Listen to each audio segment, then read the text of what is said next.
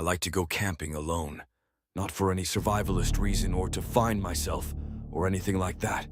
I just like the peace. Last October, I went up to the Upper Peninsula of Michigan, to a stretch of forest that doesn't get a lot of traffic once the cold starts to set in. I brought my dog, Boone, who's usually more alert than I am. If something's off, he knows. The first night was quiet. I set up camp just off a barely marked trail, built a fire, and listened to the wind pass through the trees. Boone stayed close, but didn't act nervous or anything. Around midnight, I put the fire out and crawled into my tent. Boone slept at my feet. The forest was dead silent, the kind of silence where you can hear your own heartbeat. That's when I heard it. 3 knocks. Not close, maybe 40 or 50 feet off, but definitely knocks. Not a falling branch, not an animal. 3 deliberate, evenly spaced knocks on wood. I sat up. Boone was already alert, ears perked, staring toward the sound. I thought maybe it was another camper playing a prank. So I grabbed my flashlight, unzipped the tent, and did something kinda stupid. I knocked back. 3 solid raps on the nearest tree trunk. At first, nothing. Just more silence.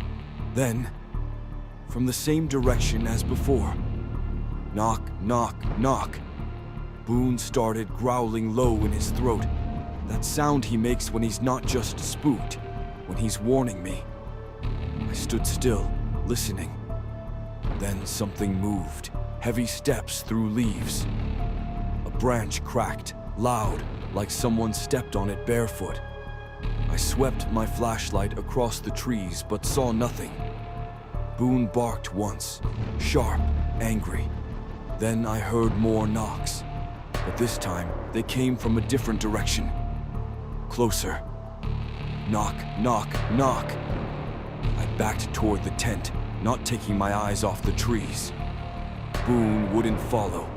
He was planted between me and whatever was out there, hackles up. Another knock. Closer again. I spun the flashlight and finally saw something. 2 eyes. Reflective, yellowish. Too high up to be a person. And then they blinked. I didn't wait to see anything else. I grabbed Boone by the collar and dragged him back to the tent. We didn't sleep that night. At first light, I packed up and left. I didn't bother checking for footprints. All I know is, I knocked, and something knocked back. I used to work at a clothing store in the mall, and April Fool's was always an excuse to mess with the closing crew. This one year, a few of us decided to pull the classic mannequin prank. One of the guys dressed up in store clothes, stood in the display window, and stayed completely still until someone walked by. It worked perfectly. We scared 2 customers and one of our managers. Everyone laughed it off. But the weird part started about 20 minutes later, after we'd all clocked out. I stayed behind to finish some restocking, and while I was wheeling boxes down the back hallway, I noticed something standing near the employee door. Another mannequin. It wasn't one of ours. I stood there staring at it. It was wearing older clothes, like something from the store's old inventory we hadn't sold in years. Faded denim jacket, black slacks, one arm slightly bent, the other perfectly straight. I assumed someone had moved it as part of the prank, maybe brought it up from storage. But here's the thing, we didn't have a mannequin like that. And I know because I helped unpack every one of them during our last display reset. I called out to see if anyone was still around. No answer. I walked past it, wheeling the box down the hallway, and when I turned the corner, I heard it. A soft scrape, like something heavy dragging against tile. I turned around. The hallway was empty. No mannequin. I walked back toward the break room, and when I passed the employee lockers, there it was, standing next to the vending machine. Same position, same faded jacket. Only now, the head was tilted slightly to the left. I froze. I took out my phone and took a photo, mostly to prove I wasn't losing it. Then I left. I didn't even finish the restocking. The next day, I asked my manager about the mannequin. She looked confused. said they hadn't brought in any new ones. I went to show her the photo, but it was gone. Not just the photo. The entire camera roll was empty.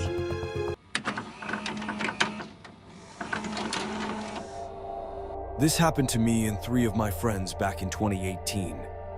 We'd gone out for a weekend hiking trip in Washington State, Mount Baker area. On the second day, we decided to push a little off trail. Nothing dangerous, just exploring. Around late afternoon, we came across a cabin. Not a ranger station, not a shelter, just an old wooden cabin. Weathered, moss growing along the roof. No smoke, no sound.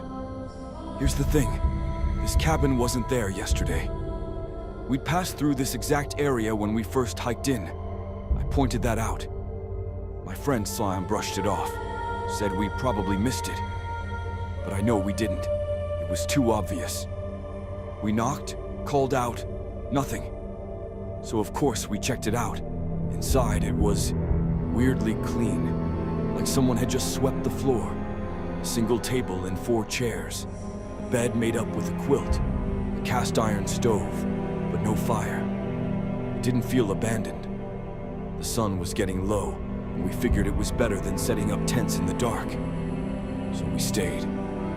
That night, I woke up around 2 a.m. to a noise. A soft thud, like something bumping the wall. I sat up. Everyone else was asleep. I waited, holding my breath. Another thud. Closer this time. I was about to wake Sam when I noticed something. The table had moved.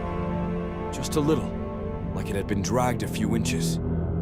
I told myself I was imagining it. Went back to sleep. In the morning, our gear, our packs, boots, everything was outside, sitting neatly on the grass. None of us had moved them. We stepped out to grab our stuff. When we turned back around, the cabin was gone. No wood, no debris, just tall grass and pine needles. Sam started laughing, thinking it was some elaborate prank. But none of us planned anything. The trail we followed back felt different, like the forest had shifted. That night back at home, I kept thinking about the inside of that cabin. The weirdest part? There were 4 chairs, 4 plates on the table, 4 cups, and a kettle, still warm to the touch, like someone was expecting us.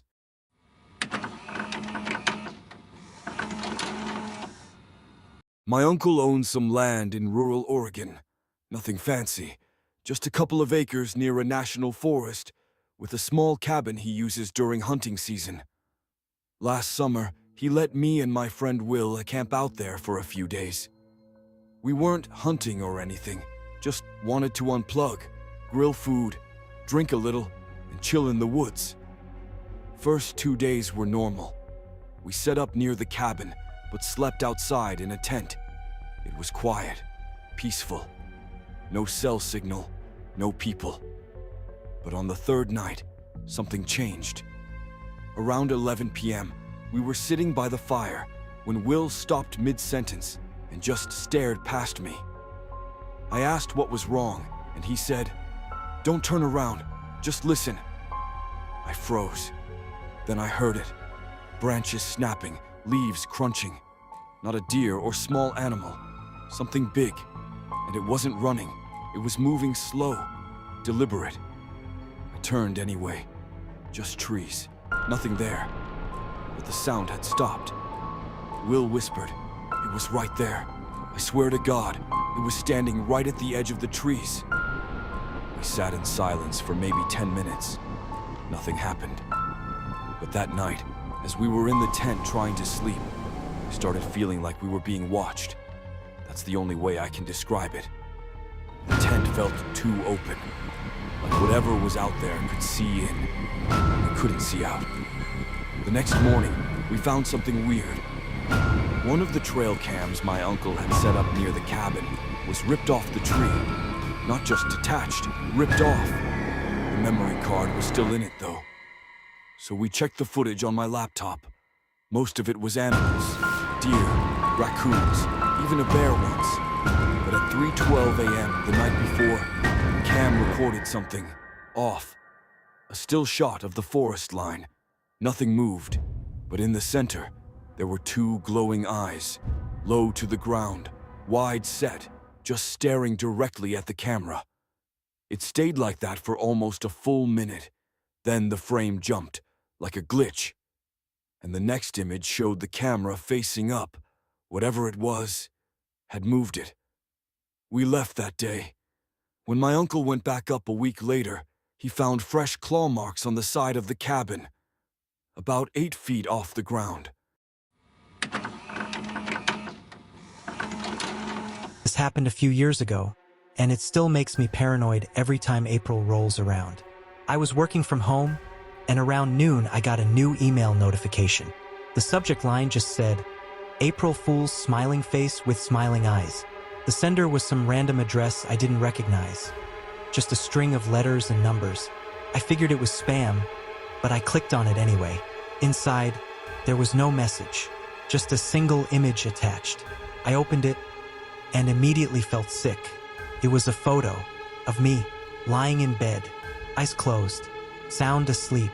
I stared at the photo for a full minute. It wasn't from social media. I don't post pictures like that. It wasn't from my phone either. I checked every folder, nothing matched. The angle looked like it was taken from the corner of my room, near the closet.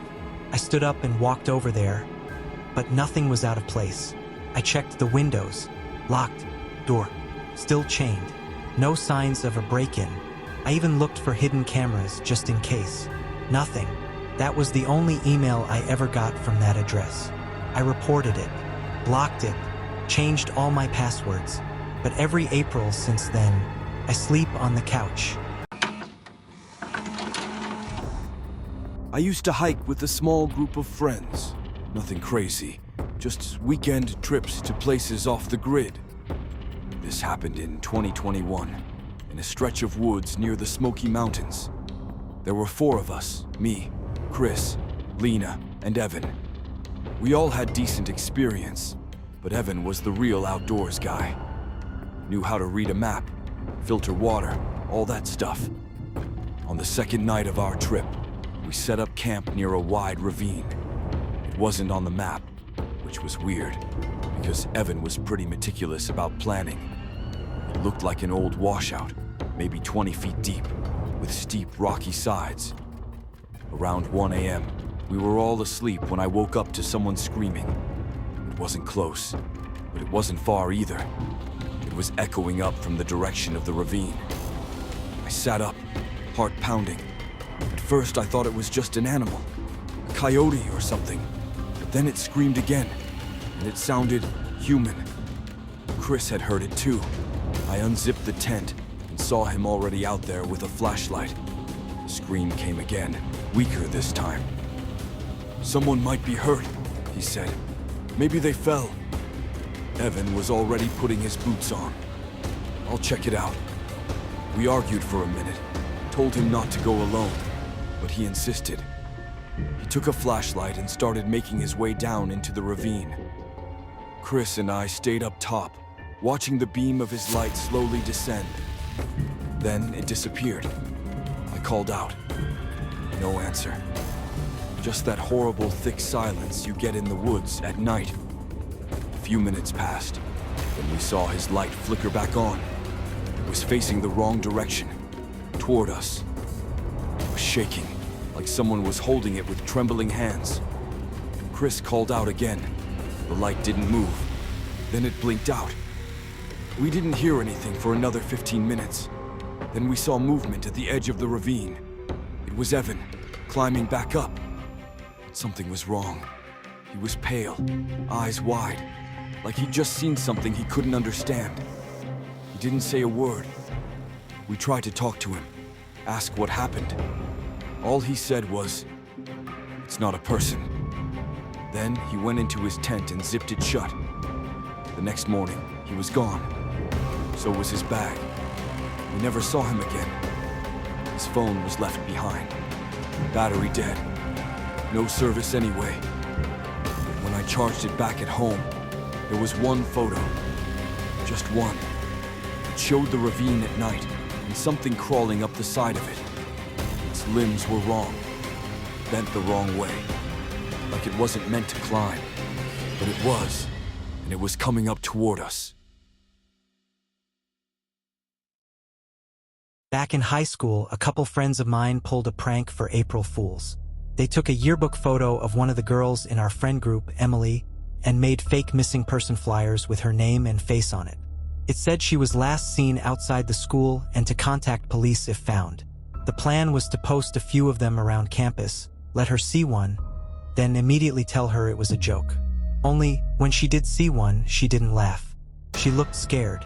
We were in the cafeteria when she walked in, holding the flyer. "Okay," she said.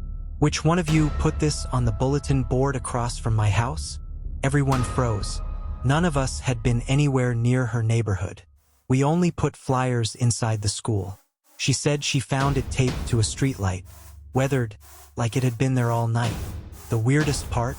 The one she brought in wasn't printed on school paper. The ink was different, and under her photo, in tiny letters we hadn't added, it said, "Soon." This happened 2 years ago on April Fool's night. I was in college, living off campus in a quiet rental house with 2 roommates. That night, they both claimed they were heading out to a party. I didn't really feel like going, so I stayed behind, threw on some headphones and started playing games. Around midnight, I heard a loud bang from the back of the house. At first I thought it was just the neighbors, but then I heard a second bang, louder, closer, like someone had slammed the back door. I took my headphones off and listened. Nothing, just silence. I stood up and started walking toward the kitchen when all the lights flickered and went out. That part definitely got me. I stood in total darkness, holding my phone like a flashlight. Then I got a text. It was from one of my roommates. It just said, "April Fool's grinning face with big eyes." I laughed a little when I got the text, but I was still standing there in the dark. I called out, "All right, you got me. Now turn the lights back on." No answer. I walked toward the hallway, expecting one of them to jump out at me, but the house was dead silent. I texted back, "Very funny. Where are you?" A few seconds later, my phone buzzed again. "In the closet." I looked around. The hallway closet was just a few feet in front of me. I walked over and pulled the door open. Nothing. Just jackets and boxes. I texted again, "Which closet?" That's when I got a phone call. It was my other roommate. He was whispering, panicked. He said, "Dude, we're watching you from the window." That wasn't us. I froze. I whispered, "What do you mean that wasn't you?" My roommate said, "We came back to mess with you, man. We were just gonna tap on the windows, but someone's already inside." I turned around slowly. The house was still dark, except for the hallway light flickering at the far end. Then I saw it, a figure, standing completely still at the end of the hallway. They weren't wearing a mask or a costume, just a hooded jacket. I couldn't see their face. I backed into the kitchen and locked the door behind me. I could hear footsteps now, slow, heavy ones coming down the hallway. My roommates were yelling through the front door, banging to be let in. I ran and threw the door open just as they burst inside. But the hallway was empty again. We searched the whole house, every room, every closet, even the attic. No one was there, but the back door, it was wide open. In 2020, I got a summer job as a fire lookout in Montana. It's exactly what it sounds like. You sit in a tower for hours and watch for signs of wildfires. Sounds boring, but I liked the isolation. It gave me time to think. The nearest station was 15 miles away. We weren't allowed to leave the tower at night unless it was an emergency. There was a radio for communication and basic gear in case things went south. On my 3rd week, just past midnight, the radio crackled. A voice came through. It sounded weak, distorted, but I caught parts of it. "Need help. North Tower. Urgent." I froze. The North Tower had been shut down for over a year. My supervisor told me it had been vandalized. Windows smashed, stairs partially collapsed. No one was stationed there. I responded. North Tower. Come again? Do you need assistance? No answer. Just static. I radioed base. They didn't pick up. I stood by the window, scanning the treetops with binoculars. Then I saw it. A light in the North Tower. It blinked twice, then stopped. Against my better judgment, I grabbed my flashlight and binoculars and stepped out onto the catwalk. The air was completely still. No bugs, no wind, just silence. I kept staring through the binoculars. There was someone in the tower, a figure, standing at the edge of the broken railing, backlit by a faint glow. They raised one arm and waved. Not a big wave, just slow, mechanical. I stepped back inside and locked the hatch. No more radio messages. The rest of the night was silent. The next morning, I reported it. Base said no one had been authorized to enter the North Tower, and no vehicles had left the ranger station that night. A team hiked out there the next day. The stairs were still unstable, but they found something in the room at the top, a working radio, still powered on, and written in thick black marker across the wall behind it were the words, "Never alone." If these 5 stories made you uneasy, you should hear the ones that actually left evidence behind. Tapes, files, names that don't appear in any official report. Our latest case started with one missing girl and ended with us questioning what even counts as real anymore. Some stories don't stay buried.